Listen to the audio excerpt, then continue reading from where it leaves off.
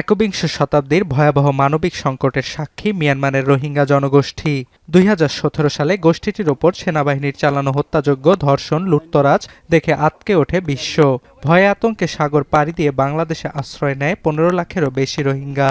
গণহত্যার ঘটনায় ২০১৯ সালে মিয়ানমারের বিরুদ্ধে আন্তর্জাতিক বিচার আদালতে মামলা করে গাম্বিয়া, যার আনুষ্ঠানিক বিচার কার্য শুরু হয়েছে সোমবার থেকে। আগামী ৩ সপ্তাহ সাক্ষীদের কথা শুনবেন বিচারকরা।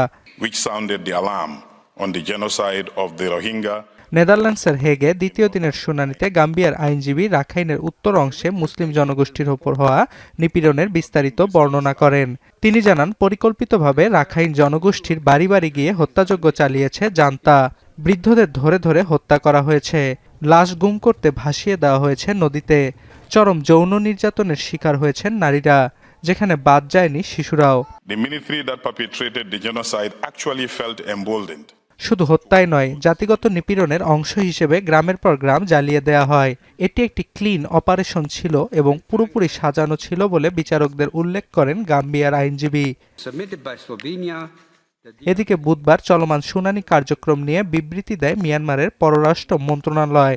জানায়, মামলাটি ত্রুটিপূর্ণ ও ভিত্তিহীন। আগামী শুক্রবার থেকে যুক্তি খণ্ডন করবে মিয়ানমারের আইনজীবীরা।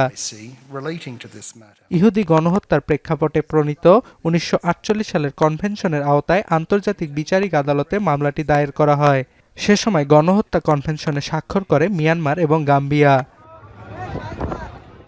অর্ণব প্রসাদ, এখন বিশ্ব।